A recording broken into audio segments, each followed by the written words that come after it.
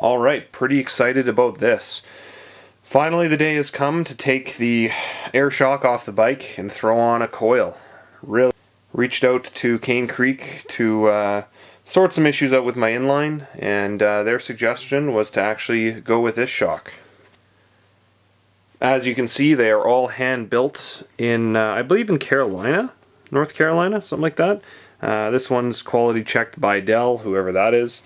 You know, overall with these shocks, you are getting a hand-built product made in the States that will hold up to the test of time, or hold up a little more burly in the long run during the season.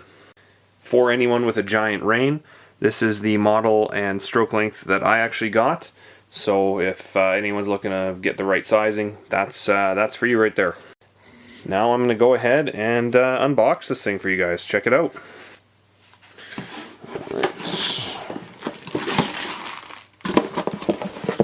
And that is it. The beauty of that climb switch is it doesn't just add a platform to climb on, but it also slows down the rebound, so that if you're climbing on roots, things of that nature, it keeps that back wheel planted where it belongs when you're climbing. I still remember my first time riding one of these double barrel coils back in 2007, I believe. Man, they are just awesome. That ability to tune and custom tune the high speed rebound, high speed compression, low speed rebound, low speed compression independently really makes for a great ride out on the trail. Well, let's go ahead and throw a spring on this and get it mounted up. That went on nice and easy, nothing too discerning. Decided to go with a 600-pound spring to try out. Got a couple different sizes and weights to play with before we order up something a little lighter, but for the time being we'll get this mounted on the bike and get a ride in. This is the shock that we will be replacing. It has been good. I have enjoyed the climb switch on it. Otherwise, on the rein itself, I feel that for me, given how I ride, I think that it's a little underpowered, given that it heats up a little bit, kind of thing. So we're going to go ahead and throw the double barrel coil climb switch on, which should open up the ability to kind of descend a little bit harder, a little bit quicker, and heat that shock up a little higher. And just like that, we are all installed and ready to hit the trail. Something that I would recommend, if anyone is currently owning a giant rein, is that this bottom hardware here, that bottom pivot bolt. Now from the factory, they put the nut on this side where this Allen head is, right here. They put the nut on that side and the hex head on the other side behind your chainring.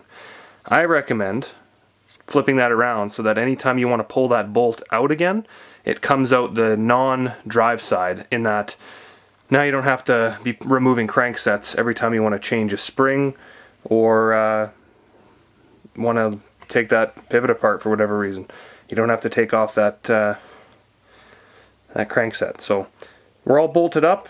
We're ready to hit the trails and give you some feedback. But so far, man, just squishing on this thing, oh, it feels so good. I can't even wait. Can't even wait to ride this thing.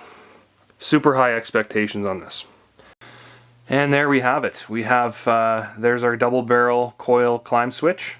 I've got plenty of kilometers on this now, and it has fared far better than the double barrel inline that it replaced. My DB inline has had some pretty big issues. Right now I've got to send it back to Cane Creek, and hopefully I can get a free service on it because it's completely blown. So in its place, like I said, I'm trying out this double barrel climb switch coil. Really, really good feedback, to be completely honest with you. Although for whatever reason up here it looks like there's some leaking oil. That's probably just remnants from the factory, as I haven't really cleaned it off, to be completely honest with you. The climb switch works completely as advertised. You know, it slows down the rebound and puts a nice platform on it, so as you're climbing over rocks, roots, anything with some anything that's going to give you some feedback into the tire, I think that climb switch is worth $1 million by itself. I'm using it constantly, and this is coming from a person who previously never used any climb platforms because I didn't think the Maestro suspension required any use of it. So I use it all the time because it works, and it works really, really well. You get that a really firm low speed compression while still allowing the bike's ability to soak up bumps with a nice slow rebound. So big fan of that climb switch. You know, the high speed and low speed compression knobs worked as advertised. From the factory settings, I highly suggest taking it for a ride, not so much changing it after a parking lot squish. Take it for a ride. It's going to feel like the rear end is very dead. If you've ridden any Cane Creek products in the past for rear suspension, you'll completely understand when I say that. But, you know, everything works just like a double barrel coil would. High speed and low speed compression work wonderfully.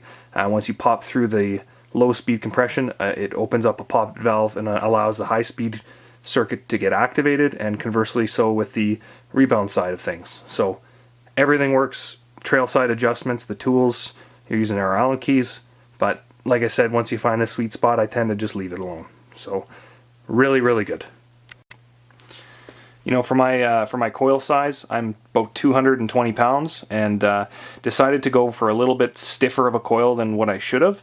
I'm running a, I don't know, you can't really see it there, but maybe I'll move it around. Just like that, magic, I am running a 600 pound coil. I could probably run a 550, but given my size and my preference for the feel of the rear end of the bike, I decided to go with a 600 pound, and I don't think I would go any other way. So definitely worthwhile to put your weight and bike into the spring calculator and maybe get one coil size on each side of that to custom tune that suspension feel. So all in all, I think that the Cane Creek double barrel coil climb switch is worth every penny, and I think that it alone adds so much value to your bike in terms of trail feel and suppleness.